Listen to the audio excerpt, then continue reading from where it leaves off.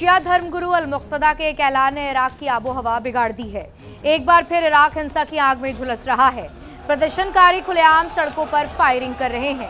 कमोबेश इराक की राजधानी बगदाद का हाल भी कोलंबो जैसा हो चुका है। चारों तरफ प्रदर्शनकारी ही दिखाई दे रहे हैं। प्रदर्शनकारियों ने प्रेसिडेंशियल पैलेस पर हमला कर उसे कब्जे में ले लिया है।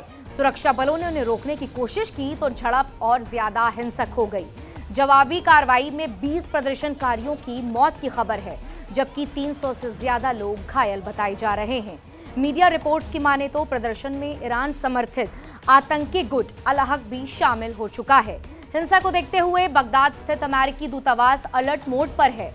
दूतावास ने अपना सिक्योरिटी सिस्टम एक्टिवेट कर दिया है। इसके अलावा समूचे इराक में सेना ने कर्फ्यू लगा दिया है।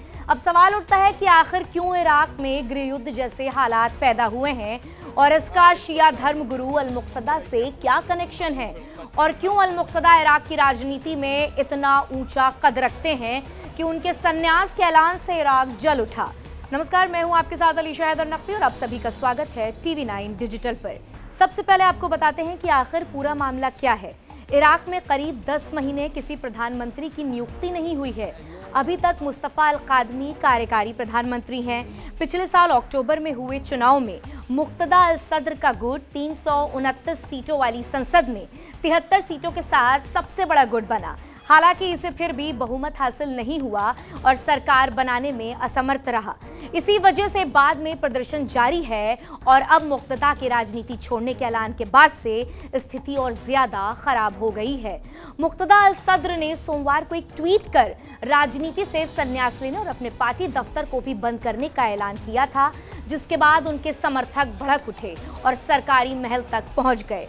यहां प्रदर्शनकारियों ने रिपब्लिकन पैलेस के बाहर जमकर हंगामा काटा और सीमेंट बैरियर के रस्सियों से नीचे गिराते हुए महल के फाटकों को तोड़ दिया।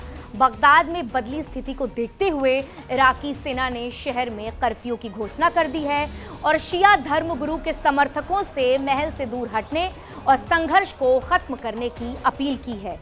ये पहली बार नहीं है जब शिया धर्मगुरु अल-सद्र ने राजनीति से संन्यास लेने की घोषणा की हो। वो पहले भी कई बार ऐसा कर चुके हैं। हालांकि कुछ लोगों ने यह आशंका जताई है कि इस बार उनके कदम से देश की स्थिति और बिगड़ सकती है, जो पहले से ही खराब है। अब बात करते हैं कि अल-मुक्तदा अल-सद्र की, तो आपको बता दें मुक्तदा अल-सद्र इराक के प्रभावशाली शिया धर्मगुरु हैं और राजनीतिक रूप से भी काफी सक्रिय हैं।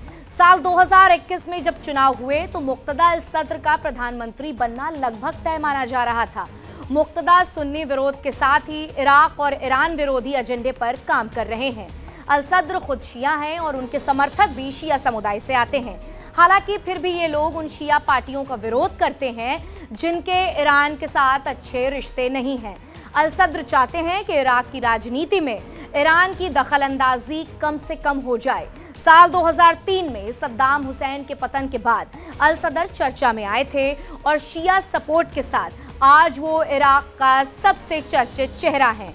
उस दौरान इराक में जब अमेरिका ने हमला किया था तो एक निजी सेना के प्रमुख के तौर पर उन्होंने अमेरिका को चुनौती दी थी। अल-सद्र ने इराक में खुद को भ्रष्टाचार विरोधी नेता के तौर पर स्थापित किया। मुक्तदा अल-सद्र के गठबंधन में उनकी खुद की पार्टी इस्तिकामा समेत 6 अन्य धर्मनिरपेक्ष समूह शामिल हैं। इस गठबंधन में इराकी कम्युनिस्ट पार्टी भी है। तो ये तो रही अल-सद्र की बात। अब आपको बता दें कि पिछले महीने जुलाई में भी इराक में देशव्यापी प्रदर्शन हुए थे। सैकड़ों प्रदर्शनकारियों ने संसद परिसर में घुसकर प्रदर्शन किया था। आपको बता दें कि वो मुक्तदा अल-सद्र के समर्थक ही थे और अब मुक्तदा के संन्यास के ऐलान के बाद हालात फिर बिगड़ चुके हैं। इराकी सेना फिलहाल हालात संभालने की कोशिश कर रही है और पूरे इराक में कर्फ्यू लगा दिया गया है। फिलहाल इस वीडियो में इतना ही। आपको हमारा ये वीडियो कैसा लगा हमें कमेंट सेक्शन में लिखकर जरूर बताएं और ऐसी तमाम अहम जानकारियों के लिए सब्सक्राइब करें TV9 डिजिटल।